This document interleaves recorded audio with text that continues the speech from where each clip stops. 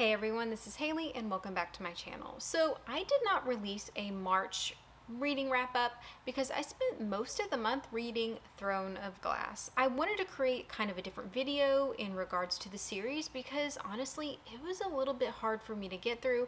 It's about 8 novels in length and I read them all. Throne of Glass is basically a young adult high fantasy where you follow a teenage Selena Sardothian. So you follow her from the beginnings of this slave camp where she has been imprisoned towards her journey in this competition to become the king's champion. Now, the story quickly takes a turn when throughout the next few novels you discover that not only does she become the king's champion, but that she's the long lost heir to this kingdom. I think that's where a lot of people had problems with it, is that the story changed dramatically, which I really didn't care very much. I found out that she wrote the series when she was 16, so that's pretty incredible. Not many people accomplish that as much as they want to try and tear her work down.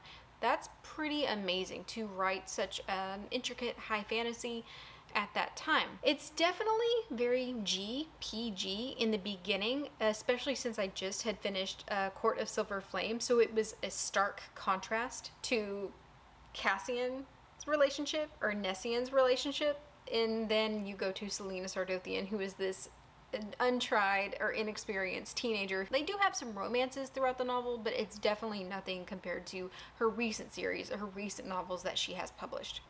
Going through the series, the characters were incredibly stupid. They willfully ignored all the clues and the details. They walked into situations without fully comprehending what they were walking into and taking risks that didn't necessarily need to be taken. I know in like the first novel, it really bothered me because there were these murders that were occurring in sequence and their innards were ripped out, and you see or you read about gore and intestines, and a hole was drilled in through the skull and the brains were removed. One of the main characters just like basically brushes it off and says, oh, like it was pretty much a barroom brawl, pay it no mind. I don't know what type of bars you frequent, but that is not part and parcel with a barroom experience. So I can definitely tell how young she was when she wrote these novels, because there were some plot twists and some unnecessary details. And I think that was my biggest problem with the series, is that it was 8 novels and it really could have probably been shortened to 3 to 4. Like, I just needed a good trilogy or a good 4 novels to wrap up this series, and she's notorious for that. She's notorious for putting in extra novels that don't really need to be there, extra novellas that don't need to be there. My biggest pet peeve was, it's like the 6th book, I believe, Empire of Storms. So you're left on this huge cliffhanger. You're excited to pick up the next book and see what happens to the main character. Then suddenly, I can only imagine how the fandom felt whenever she released this next book. She released Tower of Dawn, and Tower of Dawn is basically along the same time as Empire of Storms, but it's from the perspective of a character that I could care less about. Cole Westfall. I could care less about Cole's character development. I understand why she included that timeline and included the characters and the storyline that she did, but it could have been a few chapters in Empire of Storms. She could have just made a flip back and forth, because I can only imagine how pissed, how angry the fandom was whenever they were so excited to finish up the cliffhanger. They wanted an end to the series, and then suddenly we switch back to the same timeline from a character that we could care less about. That was a huge mistake, I think, on Sarah J. Maas's part. Like, maybe she could have expanded later on and included that as a bonus novel. I think that would have been a better option for the series, but I could give a crap less about Cole's storyline. I really don't care for his character. Even after his arc and everything, I did not find him an interesting character. Then I got to the last book, and the last book is Kingdom of Ash. It's the culmination of the entire series. You get to see all the characters that you have come to love throughout this long journey. You get to see all of the battles, the war, everything that Selena has now fought for come to a fine point. I don't think I cried in any of the other books, but the last book had all the sacrifices that you need in a high fantasy to really make you feel like you won at a high cost. All of the characters, their arcs came to a great resolution, I thought. I thought it was a fantastic ending to the series. It was just too long. And then something saved it for me. I started imagining the Throne of Glass series as the animation from Castlevania. And honestly, some of the characters in Castlevania fit perfectly within the descriptions that Sarah J. Maas gave me in the book. Castlevania is a gorgeous adult high fantasy series based on the video game by Konami. It's one of my favorites, hands down. You initially follow the two characters, Trevor Belmont, who is kind of like a rejected monster hunter, and then his partner, Sypha, who is a speaker magician. They contrast one another perfectly, and they attempt to thwart Dracula's plans to exterminate humanity. You go through the series, you meet some gorgeous monsters, some gorgeous creatures, vampires. The writing and the voice talents that were lended to this series made it into such a great artwork. Honestly, it's my favorite, and nothing has yet to top it. When I was a kid, Avatar: The Last Airbender was my favorite animated series. Still up there, and now that I'm an adult, Castlevania is going to hold the spot for adult animated series. And I believe the 4th season actually releases tomorrow, or by the time that I edit this video and actually get it out there and published, it's going to be today. So please, Castlevania, you cannot go wrong.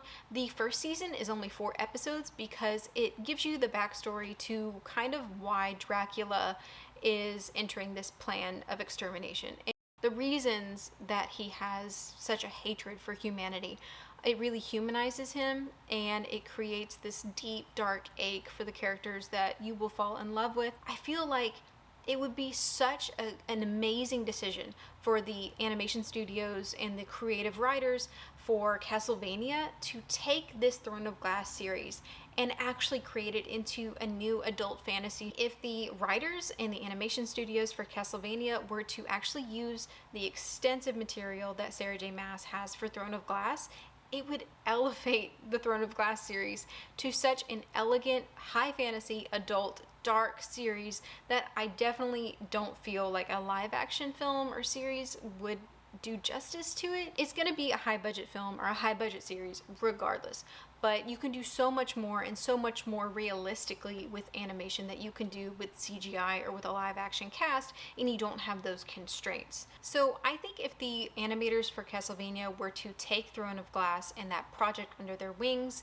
that the monstrosities could be better realized with the violence and the gore, and it would still be in line with Castlevania's like MO on their animation. And through a lot of the chapters in the Throne of Glass series, I know that she switches points of view from characters, which already creates excellent material for episodes and switching settings and characters and points of view. So really, like, there's a huge chunk of material that they have to work with. I think that with the combined fandoms of Castlevania and Throne of Glass, it's gonna have such a solid fan base that it could really just take a good high fantasy, elevate it even further, and really just cover, plaster in all of those holes that Sarah J. Maas left, take out a bunch of the extra details that we don't need, that extra book that, God, why did she even publish Tower of Dawn? I don't even care for that novel. I don't care for that character whatsoever. Hey, this is Editing Haley here in all of my pajama glory, and I can't believe I forgot to mention it, so I'm going to include it, how much the character Carmilla looks like Man in Blackbeak from Throne of Glass. I think that it's a spot-on depiction, both in fierceness and in physical traits, that the writers and the animators for Castlevania have already proven that they can handle these fierce heroines and female villains with such beauty and grace, as well as making them dangerous and not softening their edges and making them lovable. Yeah, they give them backstories, but they're still fierce and deadly creatures, just like Man in Blackbeak was. And so Man in Blackbeak stole the show, hands down for me. She was my favorite character throughout the Throne of Glass series. I did love Lysandra as well. She was the shapeshifter. Loved her too. The romances that stood out for me that kind of redeemed the series were not Rowan and Aelin. Honestly, I thought Rowan had the personality of a potato. I didn't care for him whatsoever.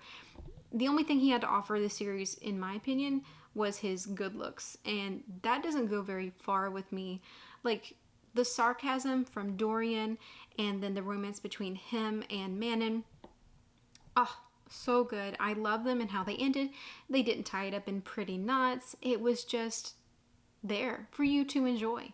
And also the romance between Lorcan and Elide, it was just so savory and beautiful and lovely. Like those romances and relationships made the series worth it. The sacrifices that we endured in the last book, Kingdom of Ash, hands down made the journey through the novels worth it for me, even though I slogged through several points of the books, especially Tower of Dawn. In my opinion, I didn't care for that novel, didn't need it in my life whatsoever. I don't care about Cole Westfall at all. I don't care about that book whatsoever, and I have very harsh feelings about it. But Kingdom of Ash was a good culmination at the end. It made it worth it. I hope you've enjoyed the reasons that the creators and animators for Castlevania should take Throne of Glass under their wings. If you haven't heard of either one, check them out. You might enjoy them. They might become your new favorites. A lot of people love both of them. I do think this series is such a great introduction to high fantasy, epic fantasy, in the fact that it's like dipping your toes into the world building and the magic systems, especially if you don't want to commit to 14 books for Robert Jordan's Wheel of Time, or if you don't want to commit to Brandon Sanderson's multiple series. They're pretty extensive world building, and the magic systems are entirely complex, along with the characters that are introduced. So it's a lot to handle, especially if you're new to fantasy. This is a good way to dip your toes into the world and kind of build up your reading skills, because the romance is threaded throughout the series pretty heavily, and it kind of softens your introduction to the worlds. Like I said, the series was a little slow at points, but those few relationships, Manon and Dorian, and then Lorcan and Elide, made the series worth it. I love them so much. They're my favorites. Could care less about Rowan and Aelin, to be honest. So, thank you so much for tuning in. I hope you enjoyed Pajama Haley in all of her splendor. So, see you next week.